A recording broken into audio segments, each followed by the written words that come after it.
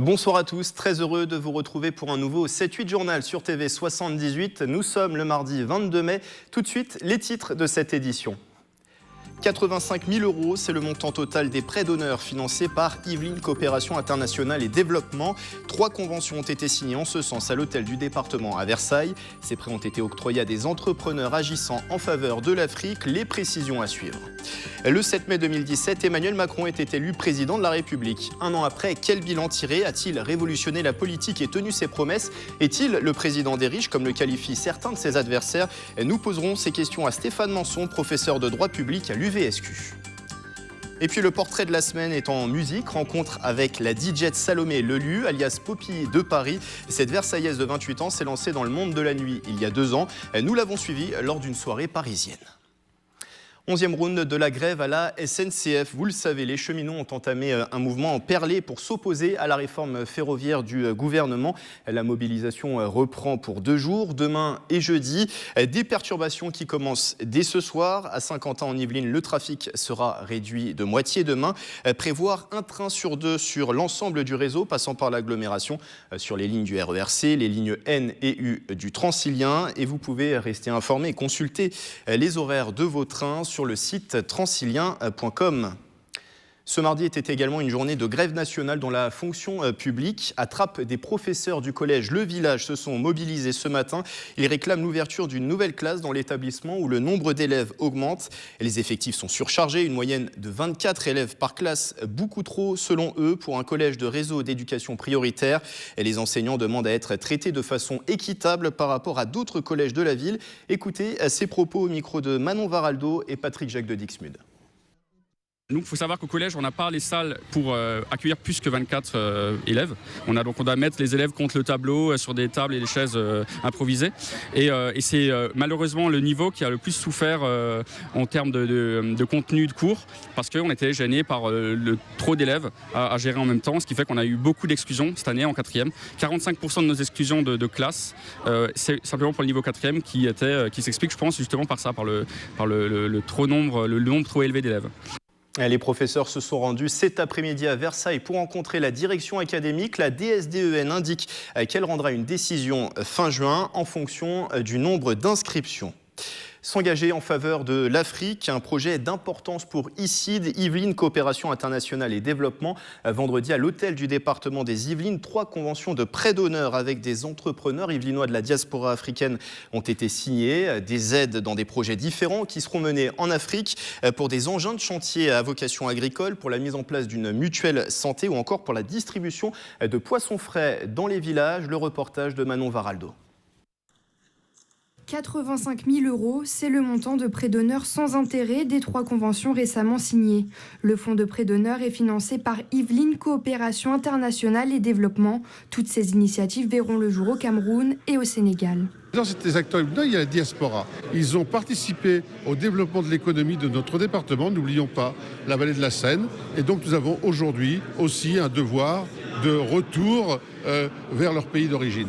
Ces 3 initiatives ont été examinées notamment par l'association AFAS, spécialiste de l'accompagnement et du financement des entreprises dans les Yvelines. AFAS a sélectionné les 3 lauréats suivant plusieurs critères. C'est la viabilité économique d'une part, la suffisance de financement pour arriver à atteindre l'objectif et la personnalité des créateurs. On tient beaucoup à l'humain. Nous ne sommes pas une banque, on fait des prêts d'honneur à une personne. D'ici 3 ans, ces initiatives pourront avoir généré 60 emplois au Cameroun et au Sénégal et 6 emplois dans les Yvelines. L'objectif du projet, c'est tout simplement aujourd'hui de permettre un développement de l'Afrique, notamment du Cameroun, qui sera le pilote pour le démarrage de ce projet, de faciliter l'accès au plus grand nombre à des techniques modernes de construction, à des outils mécanisés pour augmenter la productivité agricole et augmenter notamment le revenu des petits agriculteurs. Autre projet qui a reçu un prêt d'honneur de 30 000 € et une bourse de stage de 5 000 €, Diaspora Santé. L'ambition de cette mutuelle est claire, multiplier par 10 le taux d'accès aux soins de santé en Afrique sur 5 ans. Nous faisons le pari que sur les 5,8 millions de personnes de la diaspora, si chacun prenait en charge un membre de sa famille, nous passerons de 2% à 21% de couverture santé au Cameroun. Cette assurance santé est ouverte au Cameroun depuis fin 2017. La Côte d'Ivoire, le Sénégal et la Guinée suivront. Il y a un peu plus d'un an, Emmanuel Macron devenait le 8e président de la 5e République, le plus jeune à accéder à la fonction présidentielle dans l'histoire de France. Alors, que doit-on retenir de cette première année de mandat? On voit ça tout de suite avec Stéphane Manson. Bonsoir. Bonsoir. Vous êtes professeur de droit public à l'UVSQ, l'Université Versailles 50 en Yvelines, également à Sciences Po Saint-Germain-en-Laye. Un an d'Emmanuel Macron à l'Élysée. Quelle est la première image qui vous vient en tête? On l'a qualifié de président jupitérien, président des riches, président communicant aussi. Qu'est-ce que vous avez envie de retenir, vous? Moi, ce que j'ai envie de retenir à titre un peu plus institutionnel, et donc peut-être moins politique, c'est le fait qu'Emmanuel Macron s'est coulé de manière extrêmement rapide, étonnamment rapide, dans les habits du président de la Ve République, de manière très gaullienne, oui. Beaucoup plus rapidement et de manière beaucoup plus complète. Au moins que ses deux prédécesseurs, Nicolas Sarkozy et François Hollande. C'est vraiment, pour moi, le bilan institutionnel de cette première année est vraiment celui-ci. Il y a d'ailleurs une trentaine de mesures qui ont été lancées, des mesures d'importance. Il va très vite, Emmanuel Macron? Il va très vite parce qu'il a le sens du timing politique.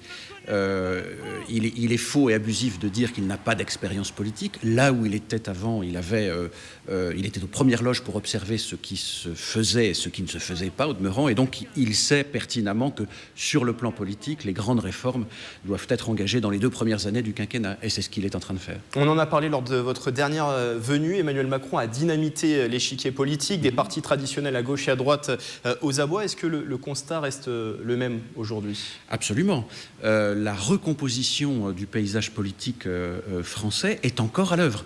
Regardez ce qui se passe du côté des anciens partis traditionnels, du côté du Parti socialiste avec un premier secrétaire qui est quasiment inaudible, qui est contesté en interne, du côté des Républicains avec un président, Laurent Wauquiez, qui ne parvient pas, si j'ose dire, à imprimer aux yeux de l'opinion publique et qui, de surcroît, est aussi relativement contesté en interne.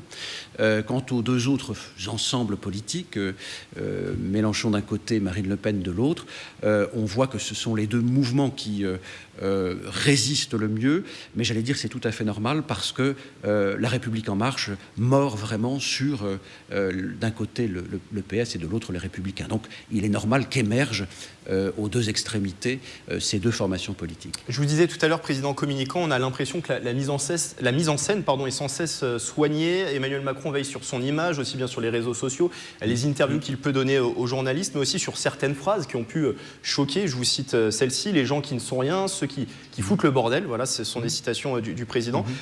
Une stratégie de communication bien rodée, celle d'Emmanuel Macron? Écoutez, une stratégie de communication très encadrée, qui donne en tout cas l'apparence, vous êtes peut-être presque plus expert que moi là-dedans, mais dans ce domaine, mais une communication qui donne l'air d'être extrêmement encadrée. Je pense par exemple à la mise en scène des promulgations des textes de loi, vous le savez, dans le bureau présidentiel à l'Élysée, calqué sur ce qui se fait aux États-Unis, mais de l'autre, une forme de spontanéité qui n'est pas sans rappeler celle de Nicolas Sarkozy, avec des réactions qui peuvent être parfois assez vives, oui. Sans doute à juste titre, mais c'est la coexistence de cette communication super cadrée avec cette forme de spontanéité que j'ai l'impression Emmanuel Macron laisse advenir comme il le souhaite, autant qu'il le veut, qui est assez étonnante d'ailleurs. Un autre terme qui est utilisé, c'est président des riches. Alors ça, c'est par ses adversaires en général. Il y a quelques réformes impopulaires. Je pense à la hausse de la CSG qui impacte directement les retraités. Le souhait aussi, il l'a exprimé Emmanuel Macron, de supprimer l'exit tax, qui est un impôt pour lutter contre l'évasion fiscale. Est-ce que c'est vraiment le président des riches ? C'est en tout cas un président, mais il l'avait annoncé, un président d'essence libérale sur le plan économique. Donc il n'y a pas, de ce point de vue, de surprise. Président des riches, c'est évidemment un slogan politique qu'on avait vu fleurir aussi au temps de Nicolas Sarkozy. Alors on dit ça va coller au dos de Macron pendant tout son quinquennat, c'est pas certain parce que il reste tout de même 4 ans pour lui à démontrer que le en même temps a une signification. Et puis on peut dire, je crois, qu'Emmanuel Macron a fait un pari assez audacieux qui n'est pas le pari de la redistribution. Vous savez que le système français, le système social et économique français fonctionne plutôt sur le fondement de la redistribution, mais plutôt le pari de l'investissement en disant si on allège les charges des entreprises, si on, entre guillemets, je caricature, on prend un peu moins aux riches, eh bien, on pourra avoir du retour sur investissement avec un taux d'emploi un peu supérieur. Donc, alors c'est un pari, mais à voir ce qu'il en adviendra dans les 4 années qui nous restent à parcourir. Dernière chose, il y a une contestation sociale en ce moment qui prend plus ou moins d'ampleur. Les cheminots et les fonctionnaires publics qui sont en tout cas engagés dans un combat long et difficile face au gouvernement. Est-ce qu'on peut dire que c'est la première grande épreuve du quinquennat? Est-ce qu'elle va être déterminante pour la suite du quinquennat? C'est la première grande épreuve de cette nature-là, oui. Est-ce que c'est déterminant? Je n'en suis pas sûr. Pourquoi? Parce que ça n'est pas propre à Emmanuel Macron.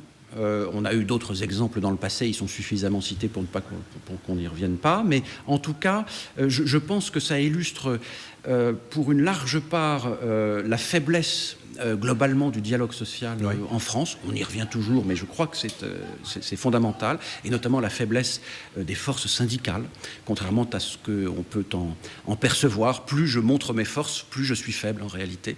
Et puis la faiblesse aussi, ça rejoint votre première question, des contre-pouvoirs et des forces d'opposition. On voit émerger les forces d'opposition les plus extrêmes, mais les forces d'opposition qui seraient les plus inclusives dans le système, c'est-à-dire les socialistes d'un côté et les républicains de l'autre, ne se font pas entendre. Et d'où cette crispation assez forte en ce moment, oui. Merci Stéphane Manson. Je rappelle que vous êtes professeur de droit public à l'UVSQ et également à Sciences Po Saint-Germain-en-Laye. Lui était justement adversaire d'Emmanuel Macron lors de la présidentielle et cela faisait quelques mois qu'il n'avait plus fait d'apparition publique à Saint-Quentin en Yvelines. Benoît Hamon est revenu vendredi à La Verrière sous la bannière de son mouvement Génération.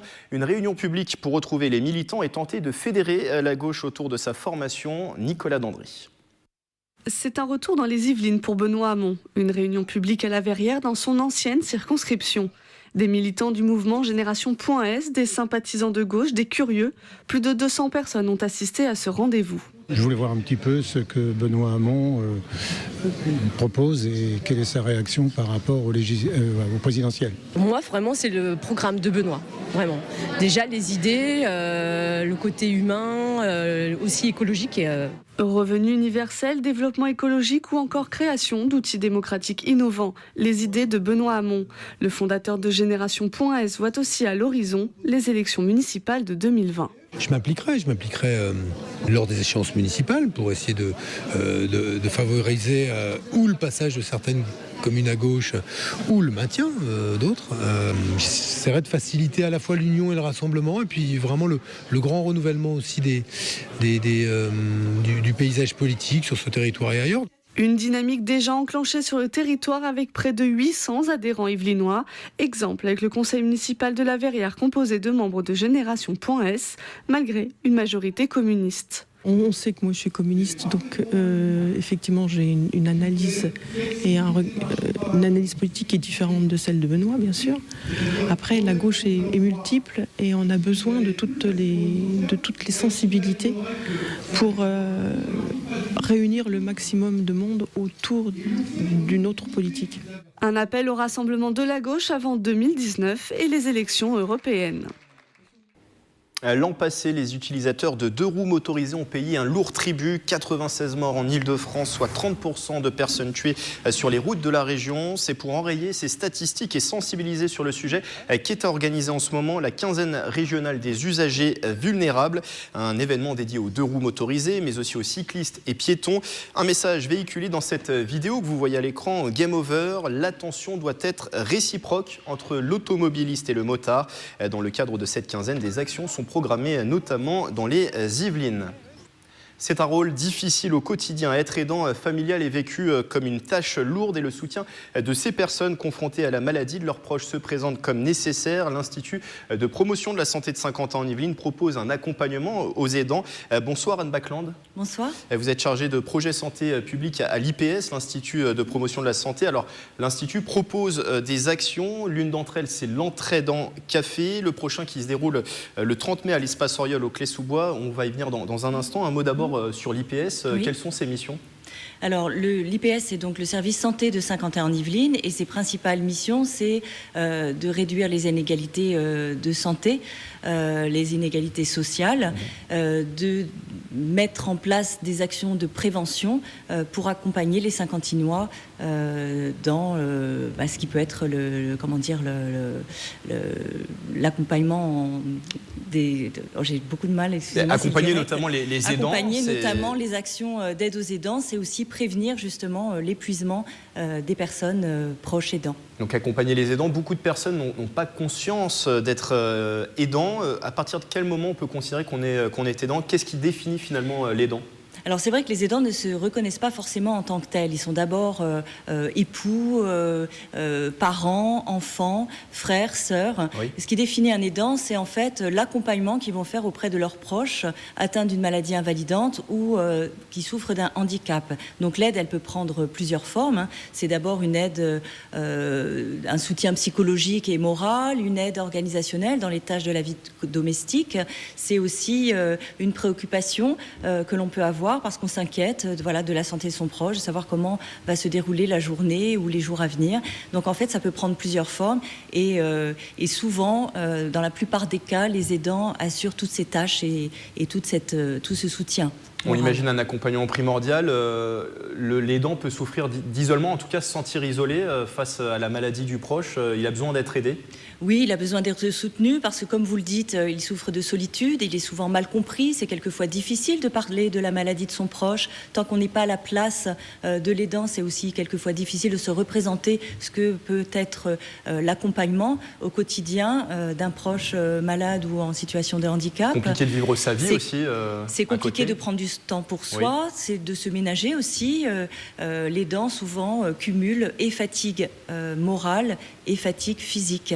Et l'aidant doit accompagner dans le long terme. Donc les actions de soutien aux aidants sont là pour justement proposer une palette d'aide, une palette d'outils dans laquelle peut puiser l'aidant pour avoir toute forme de soutien. Et je vais pouvoir peut-être développer avec vous.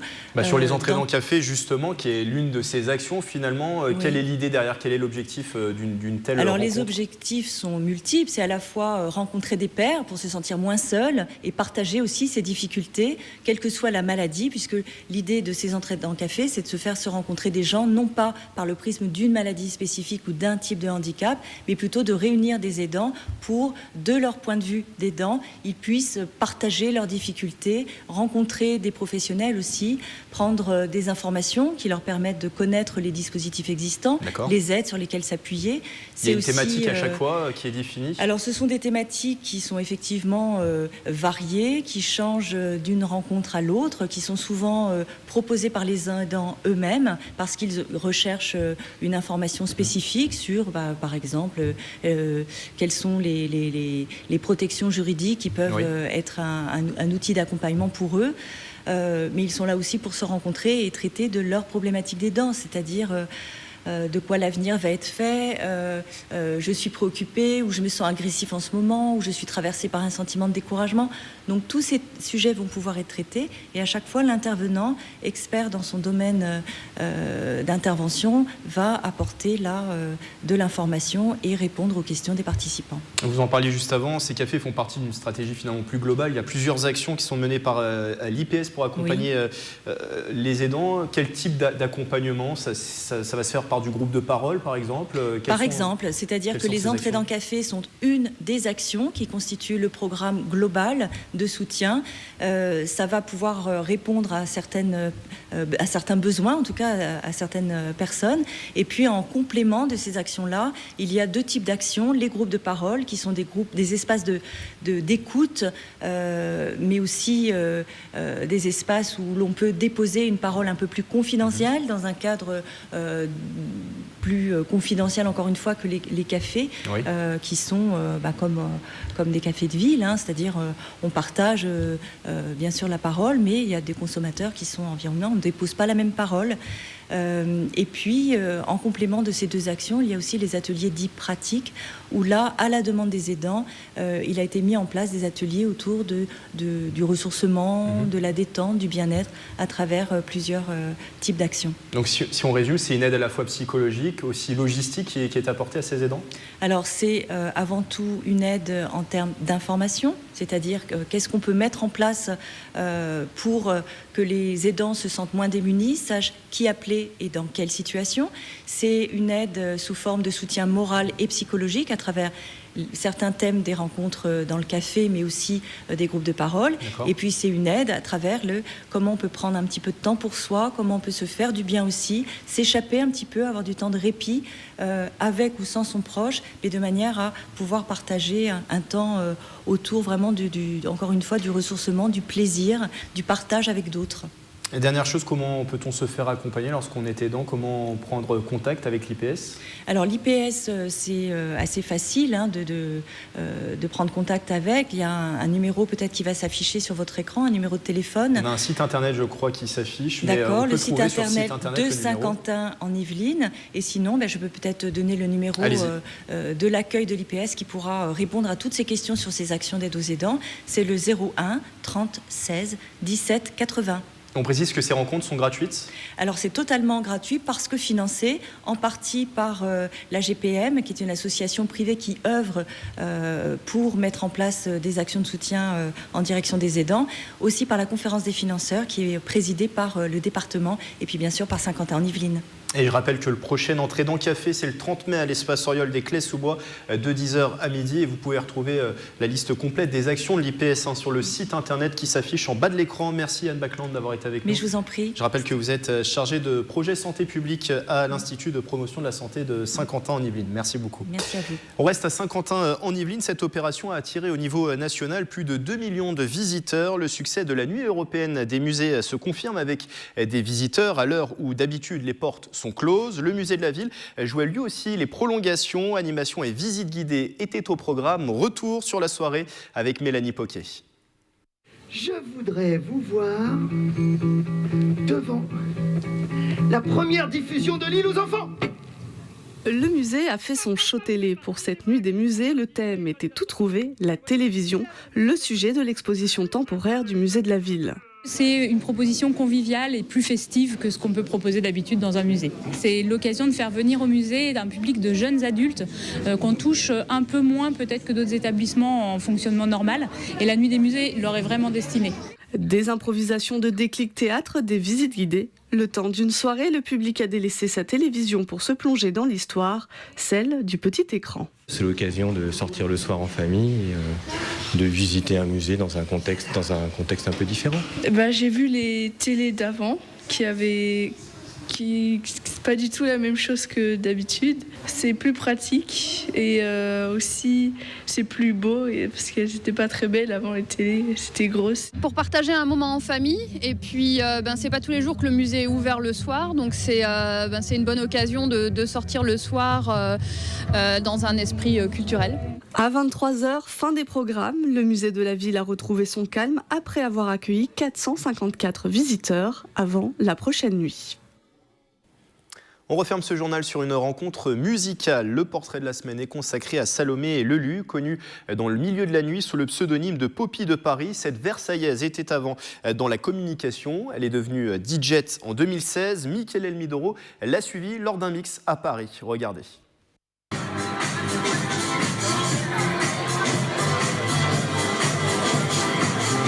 De Londres à Paris, Salomé Lelu, 28 ans, fait danser les fêtards depuis 2 ans.